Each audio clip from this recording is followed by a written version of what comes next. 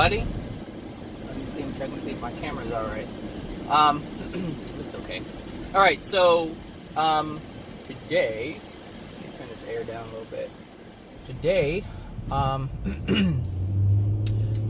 today I'm going to talk about how to how to pick a different partner, how to attract a different partner, how to attract a different man, a different woman. And what I mean by that is how to attract someone that you desire, you actually desire, rather than what you're deserving of. Because, and that deserving is kind of tricky, because we are deserving of all things that are within our soul, because we contain those things that attract what's in our soul. So we are deserving of everything that we get. The problem is we don't know what's within ourselves. We don't know what's within our soul that's attracting the things that we are getting. So when we get something and we say we don't want it, we don't understand. Thank you, sir. We don't understand why we're getting those things. Like Abraham Hicks says, when you realize what you don't want, you know what you do want, right? But the problem is, we're not understanding, or most people are not understanding, why they're getting what they don't want. And Abraham's answer to this is because your thought is focused on a negative thought. And that is partly true, but your thought is coming from a specific place. It's coming from your soul. All things that you think about are coming from your soul. Even if it's a spirit that is thinking its thoughts and you're feeling it. If a spirit is attached to you, then you feel their urges, you feel their thoughts, and they enter yours and you think that they're yours. But understand that can only happen if you have an emotional injury that's within you that's causing the spirit to, or allowing the spirit the opportunity to attach to you, because that's the only way an attachment can happen, is through a hole within your aura, within your soul. It allows them to, or your spirit body, it allows them to link in through that opening that you have created due to the emotional injury that you have. So anyway, this topic comes from another one of Jada's Red Table Talk things. So I belong to one of their discussion groups, or one of their groups, and the people are able to ask questions and pose a discussion. And so one of the questions that someone had was, her, and she was like, okay, I'm successful, I have a good job, I have a car, I have a house, I have all these different things, but I keep attracting these men who don't treat me well, meaning they take advantage of me, they use me, they want me for this, they want me for that, and she could not understand how she can do everything right. This is key, because people see this as, I'm doing everything right. I'm doing everything that people say you should do to have a successful, happy life. But yet I cannot have that. And this goes back to what I have always said. You cannot have joy, peace, and happiness if your soul is not allowing of it. You can create all the monetary things that you could ever desire. You can have all of those things, but that doesn't mean that you will be happy because you're having it. It does not mean that. You have to have within your soul that which you desire to have.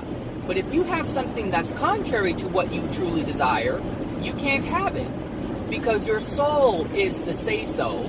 Your soul is the one that dictates everything. The universe responds to God's creation, and God's creation is the soul.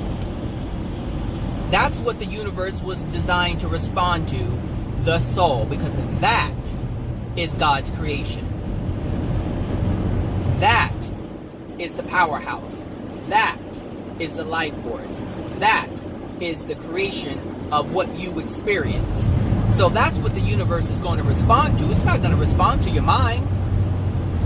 It can't, because that's not God's creation. What your mind is today is what you have created it to be, what you have allowed it to be. You have allowed others to influence your mind, and so that is your creation based on what you created. You did that. Nobody else did that. I mean, yeah, your environment, but you accept or deny whatever it is that you want to think. If you want to hate someone's guts and you think, hey, this person does this to me and I think I want to do this and to get retaliation or return or revenge or whatever, that's your mind. But understand that your mind, all your thoughts is coming from your soul. Or are coming from your soul. Thoughts, plural. They're coming from your soul. That's where it's originating from. That's what's causing your thoughts. It's the pain within your soul that is causing you to feel a certain way. And so what happens? So here's the thing. The truth is in the soul. The truth, there's nothing that dwells within the soul other than your truth. The truth is there pain inside of it? Yes. That's the truth. Are there longings and desires? Yes. But if you have pain within your soul and you don't want to feel that pain because that's the truth, that's what's within it, you can say, oh, I'm fine. You can use your mind and say, I'm fine. And that's your creation. That's what you decide to do. But the Creator has already set down the ground rules and have constructed the rules for the soul, and has also constructed the rules for the universe to interact with the soul. It's already pre-programmed. Everything's done. Everything is done. It is already done. It doesn't matter what you conjure up, the universe is already prepared for it. Because the Creator already knows of all potentials. But that's the beauty of free will, is we get to decide what we want. Do we want to act in harmony with love? Do we not want to act in harmony with love? Do we like the yellow flower over the red flower? Do we like the blue flower? Do we like the blue dress? Do we like the red coat? We have free choice. We have free will. And this is the gift. The problem is we don't know how to use the gift. Someone can give you a gift. Someone can give you a knife as a gift. And say, oh, here, I got you this knife. And you have a choice. You can use that knife to benefit you, meaning you can use it to cut food and prepare amazing things in the kitchen. You can even use it to maybe screw in a screw. If it's loose, if that's what you want to use it for. But it's not to harm you, it's to benefit you. Or you can take that pain within your soul and you can use it to harm another. You can use it to threaten another. You can use it to scare another. That's to frighten another. This is a free choice that we have. So understand that everything that, all the choice, what in the world? I don't know what's going on here. We have the free will and free choice to decide what we want. And that includes dealing with the pain that's within our soul. So I had responded to the person, explaining this. I said, of course it was real short because I have to get ready for work. I couldn't type a whole novel. But I explained exactly, why this is happening. And someone said, this is very, very deep truth, and I hope that, that person, takes heed to it and accepts it and, pays attention to what I was saying. And my response to that was, well, free will. Like, this can go one of two ways. You can accept it or deny it. Those are the only two options you have. Accept it or deny it. Okay, you can contemplate it, but that's partially accepting it until you decide you don't want it. But pretty much you have two options. Two options, that's it. Accept or deny. Reject or accept, that's it. But the reason why she's attracting this to herself, these types of men, is because of the emotional injuries that were passed down to her. See, clearly she has learned.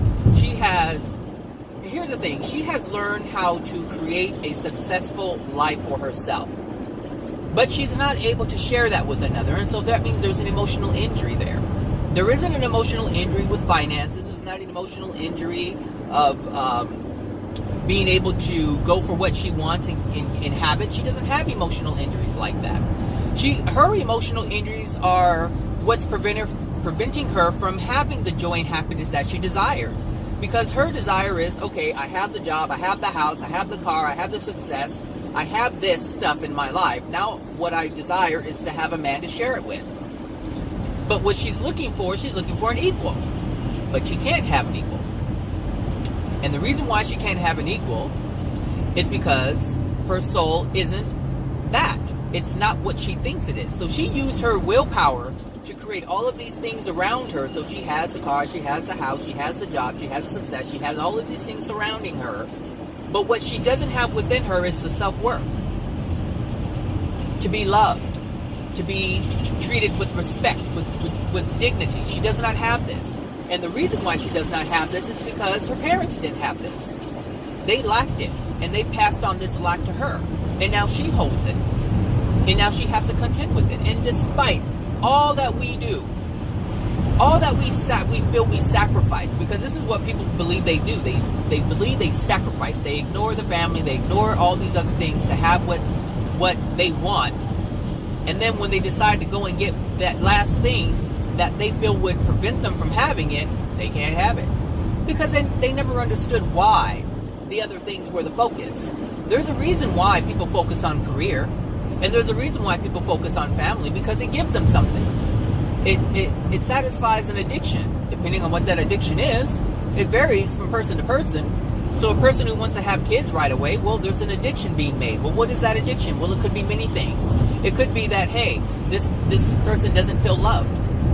So she's going to let every single man that she meets all up inside her, and then she has like 8 babies. So it's a lack of love. And so she's searching for that. And so she's willing to give of herself, meaning she's willing to not love herself and let any and everyone use her in order to get their addictions met. Meanwhile, she's being used and she's not getting any satisfaction out of it. But she thinks what she's getting is love, and it's not. And this is just an addiction. But it's an addiction based on the pain that she has. She's trying to curb the pain. She's trying to get rid of it. She's trying to fill that void that she has. But the problem is we can't use anything outside of ourselves to fill that void. That void must be filled with ourselves. We cannot seek love from someone else. We have to have love for ourselves. This is where the self-love comes in. If you don't have self-love, that means you're going to seek it outside of yourself. And if you seek it outside of yourself, it's not going to be able to be sustained.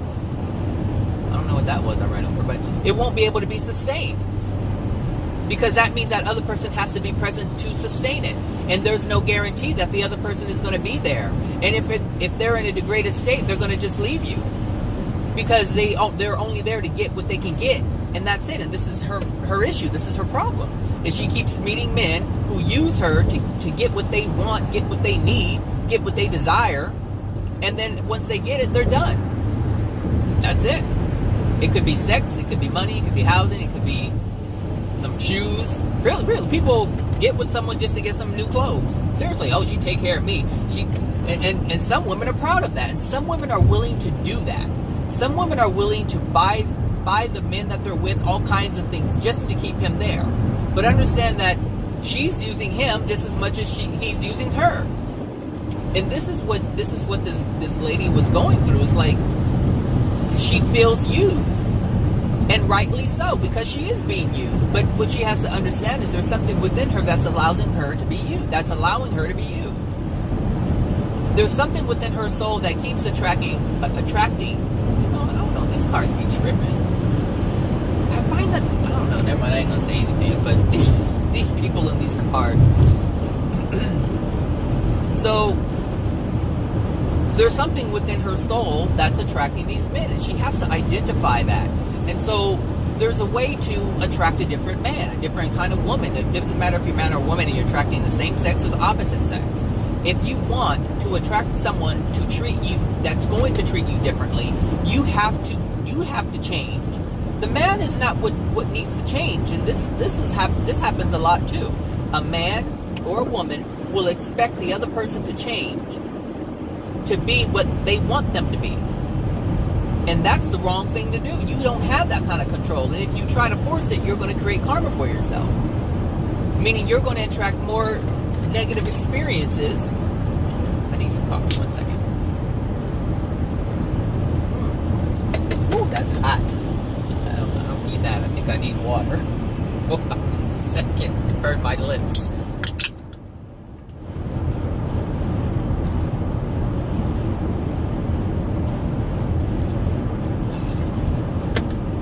Bubbly water. I love bubbly water.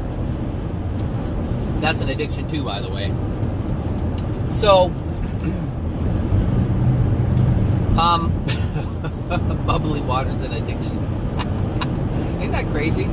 Ugh. All right, so, what was I saying? So the things we have to. we create comfort for ourselves when we try to force someone to be what they already aren't.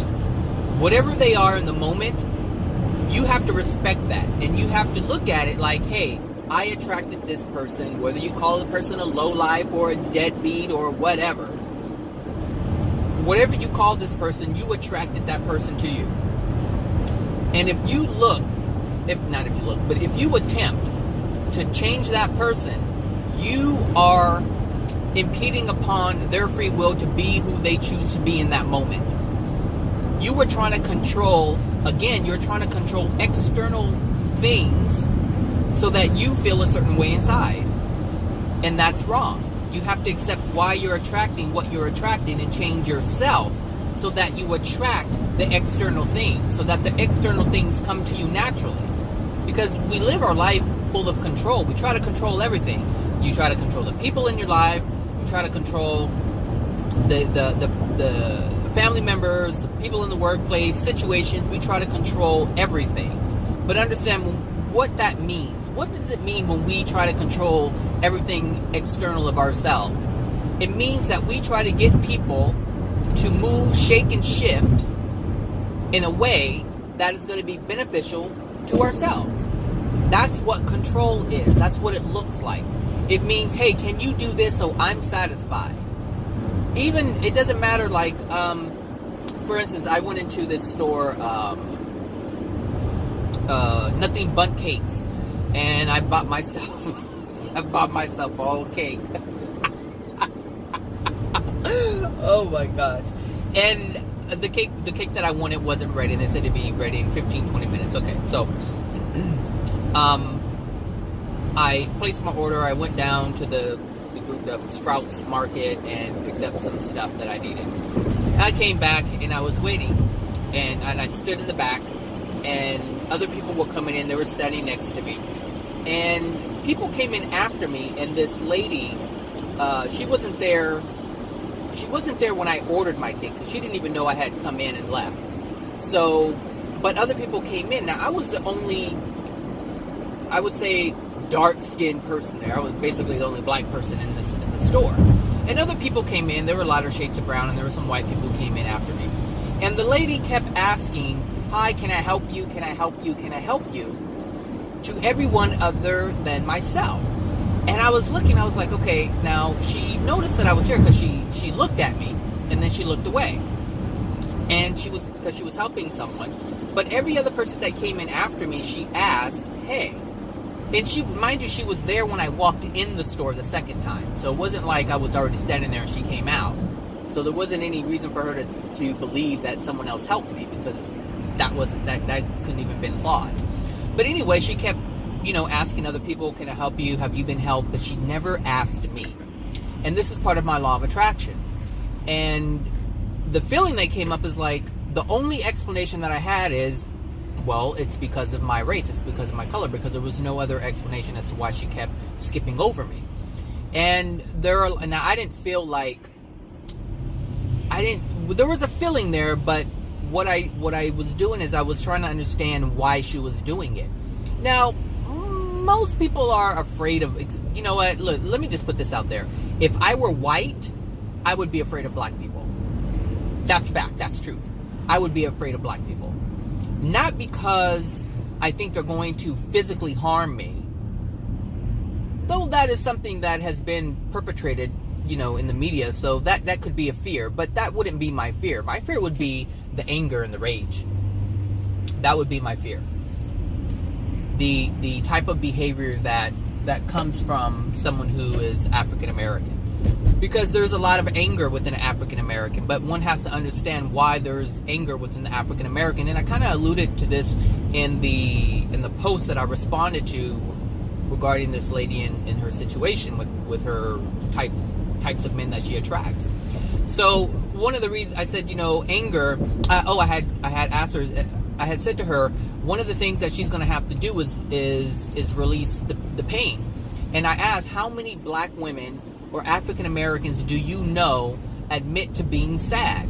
And it's very rare that someone black will admit to being sad. They'll say they're angry because something is happening, but they won't admit to being sad. And this is the pain that they gloss over. they just, oh, I heard something weird in my tire. Or was it the road? I don't know.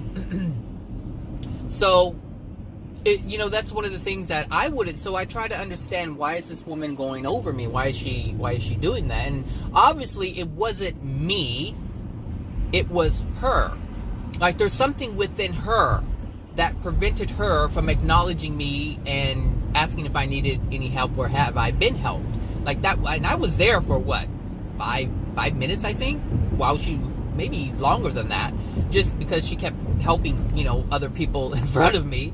And I was like, and even though I didn't need to be helped, and that's probably why I didn't have any emotional injury, or I wasn't triggered as much, is because it wasn't like I wasn't helped, because I had already placed my order. So for me, it wasn't like I haven't been helped at all, because I had. I just returned to pick up my cake, but I wasn't sure if it was ready, and I wasn't sure if I came back early or not, because I didn't check the time.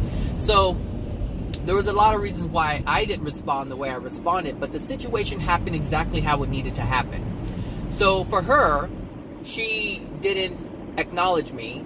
I felt some kind of way about it, but I tried to understand why she was responding or acting the way that she was acting. And so, this just goes to show there's pain within all of us, and we respond or we take action based on the pain that dwells within our soul.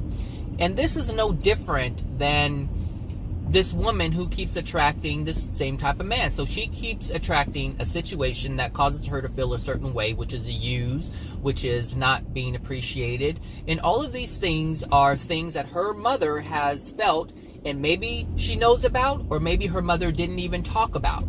It could be something her for certain it came from someone, if she has it. And this thing is generational. And the thing is, when I said it's generational, someone said it's a curse and you have to break the curse. But the problem, and she understood what I was saying, and she was saying it a different way. But the problem with that is she wasn't saying it wasn't coming from truth. And if it's not truth, if it's a form of untruth, it has no power. It leaves you powerless. Because when someone says someone has placed a curse on you, or placed a curse on your family, or generate your lineage, that means someone did something to you and has power over you. And that's not true. Over you. The only way someone can have power over you is through the energies that exist. So the emotional injuries, which is an energy, it's an energy emotion, it's an emotion, it's energy that has been transferred to you, and now you have it, but that's not a curse. But if you want to look at it as a curse, you can, but that false belief can only take you so far. It limits your power. And so if you look at it as truth, as to what's actually taking place, you have all the power. All of it. One, you have the power to not be affected by it, meaning not to live in the emotion, but to experience the emotion. Look, people need to learn how to turn. I don't know what's wrong with you people. It's not, oh my goodness, whatever. So, let me see.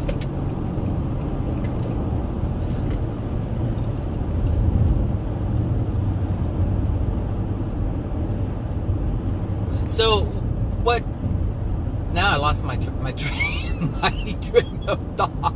If you're new to these videos, this happens a lot. I think it's funny, but anyway,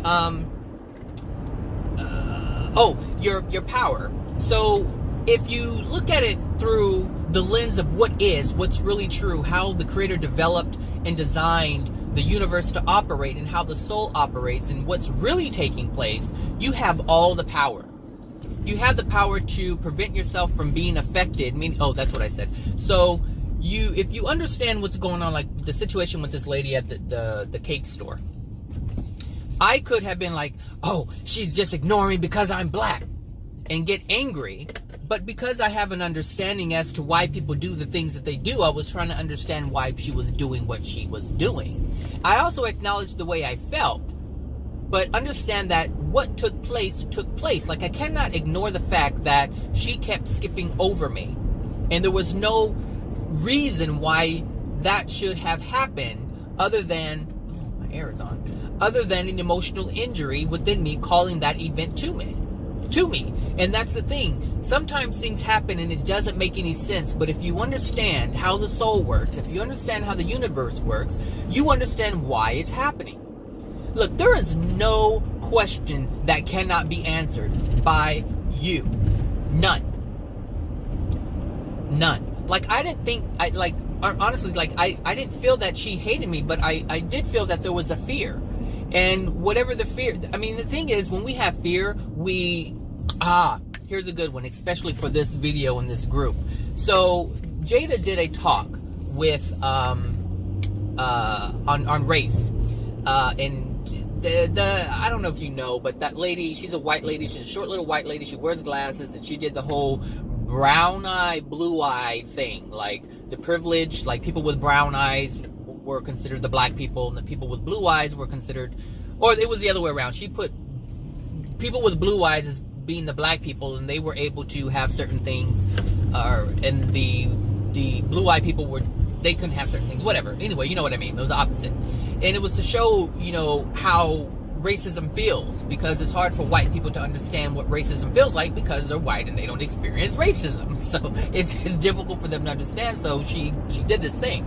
But anyway, she was there talking and they were having a race discussion. It was about women and race. And Jada had said, there's something about blonde women that really triggers her. That's what she said. There's something about blondes that just really irks her. It just gets under her skin. It triggers her, makes her angry. All right? Now, this is with blonde women in general. So that same premise applied to someone who's black. There's a reason, though. There is an emotional reason why this is triggering her.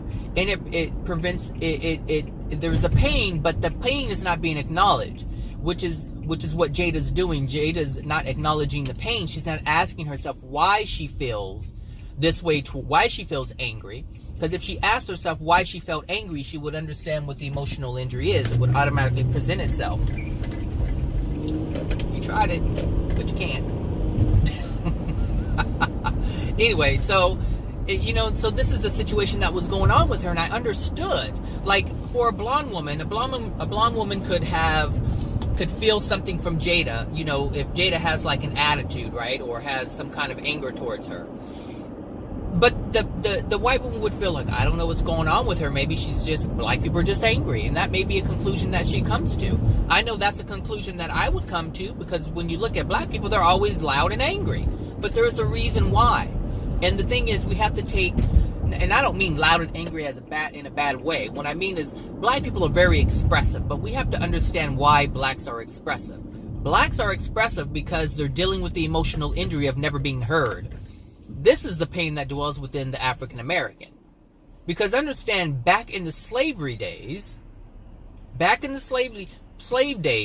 blacks were not loud.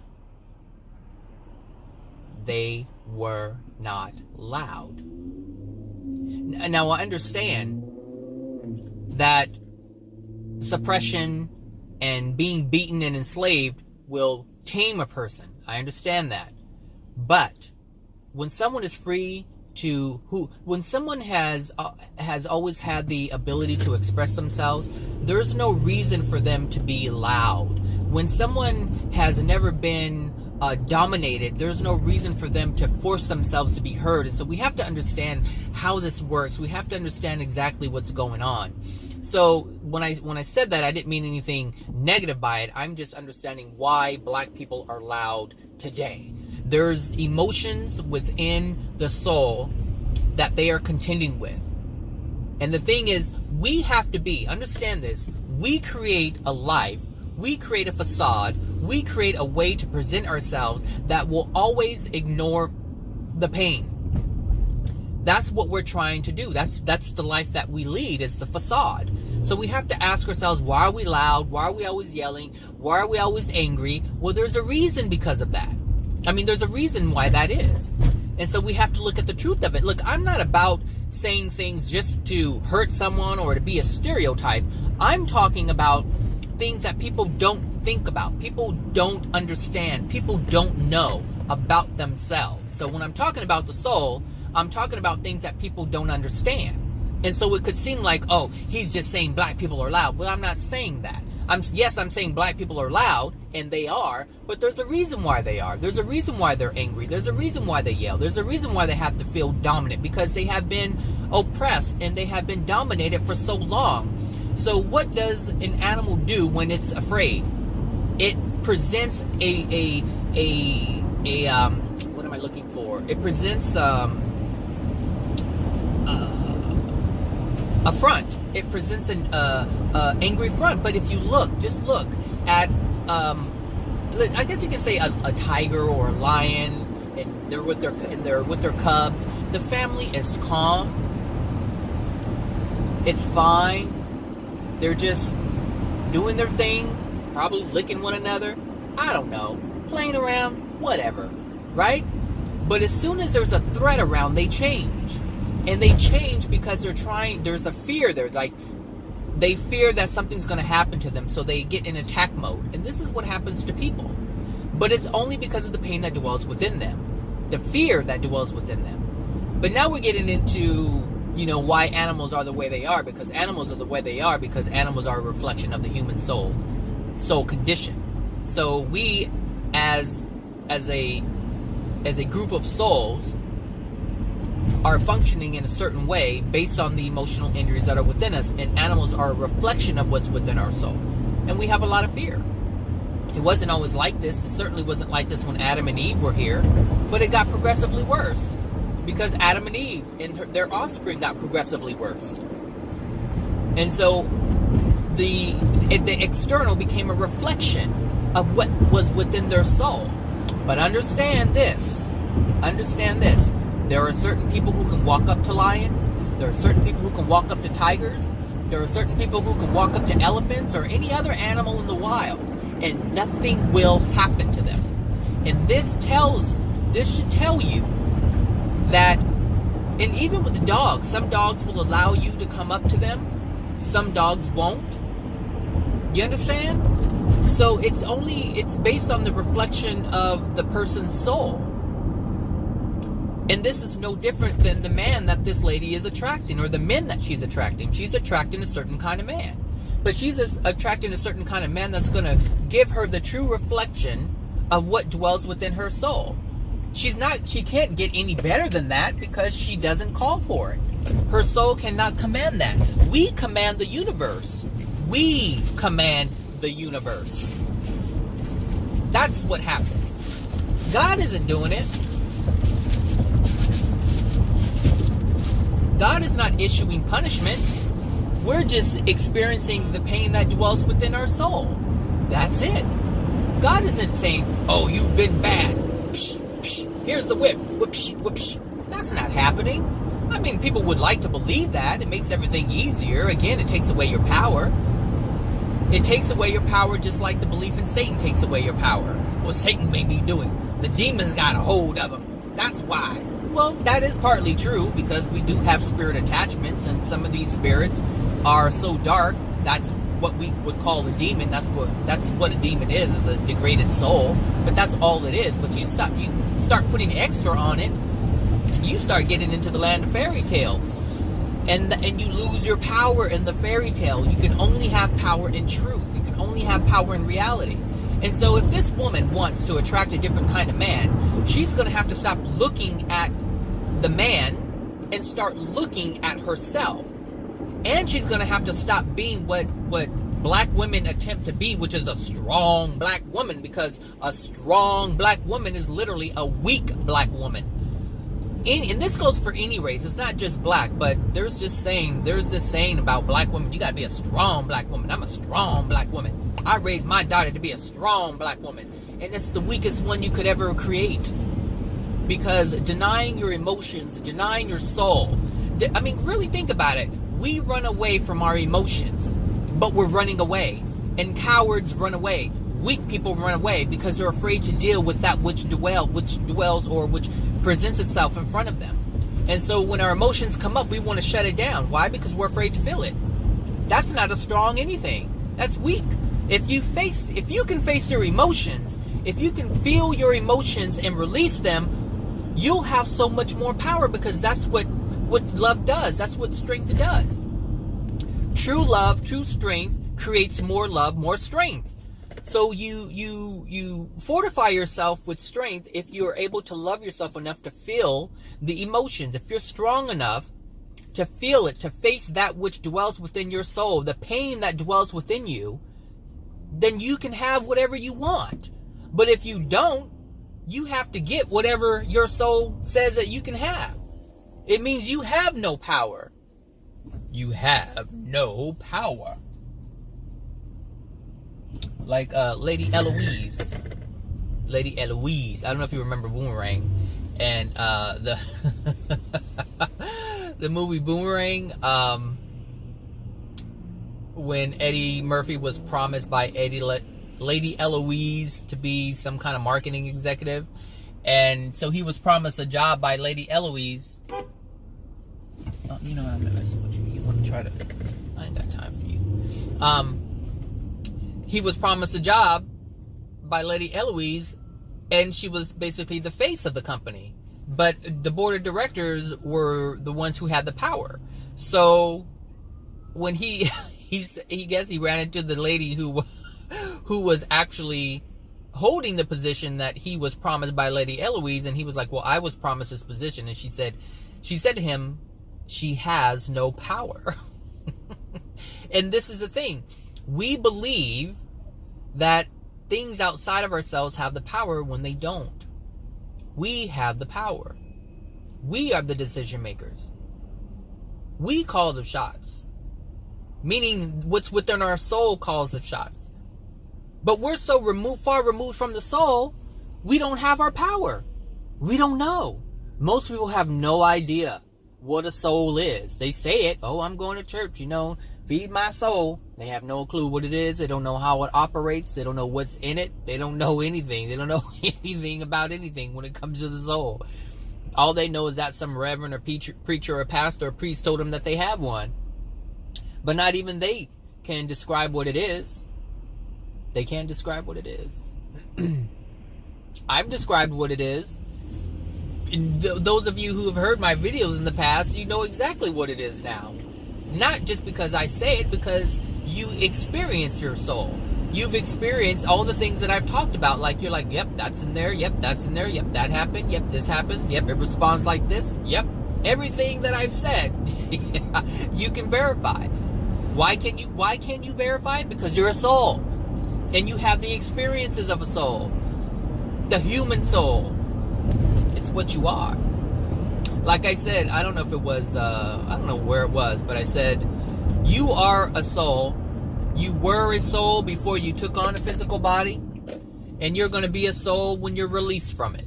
That's what you are. You're not the body. You're not the physical body. You're not the spirit body. You're the soul. And at that, you're only half of one. Now, go and tell that. Go and run and tell that, homeboy. Anyway, if you want to attract something different, it doesn't matter whether it's a man, a job, car, house, finances. It doesn't matter what it is. You have to feel the pain of what it feels like when you don't have whatever it is that you desire. Whatever that is, you have to feel it.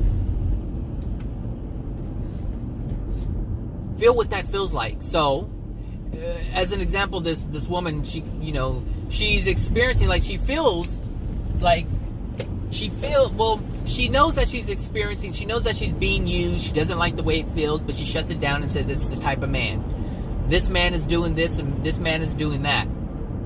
But what she should really be doing is asking herself how she feels by being with that person. How does it make her feel when this man does what he's doing to her, whether it's using her or whatever it is?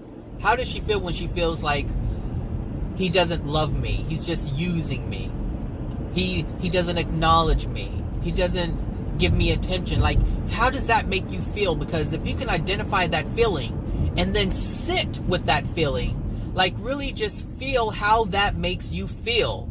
Feel the pain of that. Feel the sadness of that. And allow yourself to feel the emotion come up. Because if you sit with it, it's going to come up. If you don't resist it, if you don't try to analyze it right away, there's an emotion that will come up. It's going to start bubbling up. It'll feel like you want to cry because you can't have. Or you feel like you want to cry because of the way it makes you feel. This is the truth. This is how you do it. This is how we do it. But this is what needs to be done. And once it's released, things start to change. Not completely, because there's a lot of emotional injuries within the soul. And so all of them have to be released. So there's many emotional injuries that these men are conjuring up or bringing up within you. They're triggering things within you so that you feel it. So there's many things. So there may be someone who uses you for financial gain. There are men who do that. So feel how that makes you feel. Let that feeling go, and that man will stop appearing. Now, that's not to say that the perfect man is going to show up, because in order for the perfect man to show up, meaning everything that you desire in a man, you would have to release those emotional injuries. And then the perfect man appears. But what happens is you start to attract different men. This is a long process, people. This is why people go through breakups. Ups and downs, ups and downs. Get together, break up. Get together, break up.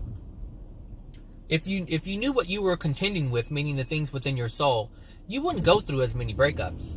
And if you knew what was really going on, you really wouldn't want to engage in relationships with random people anyway, because you would already know what's coming. And you're like, well, I don't want to experience that, so let me work on myself. Yep, I don't want to experience that, let me work on myself. And you don't have to continually be in relationships. Like, you've had enough, well, I'm assuming, but I mean, most people have been in relationships, enough relationships to know how you feel, how men or women make you feel. And once you identify what that is, you don't have to keep getting in them, because you can use the old ones to conjure up these feelings that you experienced already. Use your memories to conjure them up, to bring them forward. You've already had them. You just have to think back on how it made you feel. Now, I mean, because in the past, what you probably did is you just ignored it. Oh, you're an asshole. You're a user. Screw you. I'm going to find me another man. I'm going to find me another woman. That's what we do. And we just completely ignore what's going on. Completely. But now if you're listening to this, you have an idea as to why those things were happening, and you have an idea on how to clear it up. Like, it's really that simple. How I explained it, it's that simple. So think about the times you were with your ex. How did they make you feel? I mean, you should know you broke up with them. You were angry enough to do it. But understand that you were angry. You weren't in pain. People break up when they're angry and fed up. But they don't really feel the pain. And the thing is, you can be with someone. You can still be with someone. Feel how they're making you feel. Release that emotional injury, and I guarantee you something's going to happen. Either one of two things are going to happen. One, they're going to automatically change it. You're not going to know why. You're not going to know why, but you will know why. If you are consciously aware of what you're doing in terms of releasing the emotional injury, you will know why the changes are taking place. You will see the change. You will experience the change. And so what does that mean? It means that the person is going to change automatically. Boom, just like that. They're not going to be doing the things that they were doing to make you feel a certain way. Actually, one of three things are going to happen, could happen. The other is, so one of the things is they're going to change, and you're not going to know why they're changing. The second thing is they'll leave. Like, certain things will happen and they will leave because they're not able to change. And so that law of attraction has to change, because you're no longer the magnet to what they have to offer. Because understand that every man that offers you something, or every woman that offers you something, they're offering you what's within your soul. That's it. You can't see, the thing is, she wants a loving, attentive man, but that's not who she's getting. She's getting the user. She's getting the man that doesn't want to recognize her. That's what he has to offer. But he's only offering that because her soul is accepting of that. And her soul is accepting of that because that's what dwells within her soul. That's how it works. So, one, like I said, one, he would stop automatically. Two, he will leave. And then the other thing, there was a third one. What was that third one? Oops, must be 7 o'clock. My messages are coming through. No, my camera was crooked. What was the other? He can leave. He can stop doing what he's doing. Or he can leave. Or... damn it. There was a third one. There's a third thing that could happen. He can leave. He will change. Or... damn it, I'm sorry. I forgot what the third one was. If I remember it, I'll put it in some words and you can read it. But there is a third thing that can happen. So let me use myself as an example. If I change, they will either stop doing what they're doing to me, because the law of attraction only allows for it to come to me if it's within me. So they would have to stop. And if they don't stop, they would have to leave because the attraction is no longer the same. Damn it, what is that third one? Ugh, that's so annoying. That is so annoying. Anyway, this video is coming to an end anyway. So, yeah, so that's how you change your reality. That's how you change. That's how you attract different things. Now, I specifically used attracting a partner, a different kind of partner, but it's with all things. It's with all things.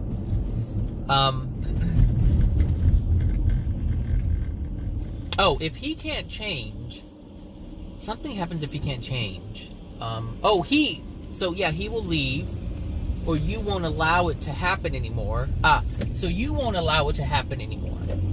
So he cannot, like, he can leave because you're no longer willing to do whatever, or you can say, oh, I'm not willing to put up with this anymore. And so you won't be with him anymore if you're still in a relationship. So I think that's what it was, because you would have still been in a relationship. I don't know. I'm confused now because I was trying to think about it. Anyway, that's that. You guys understand what I'm saying, hopefully. If not, then ask some questions. This video is actually specifically, I'm posting it in that discussion thing, so it wasn't like a regular video that I make, but I knew it was something that most people experience, so that's why I wanted to make a video about it. So yeah, that's it. So anyway, you guys have a great Thursday, and I will talk to you guys later. If you guys have something that you have questions about and you want answered, let me know and I'll make a video about it. All right, talk to you guys later. Bye now.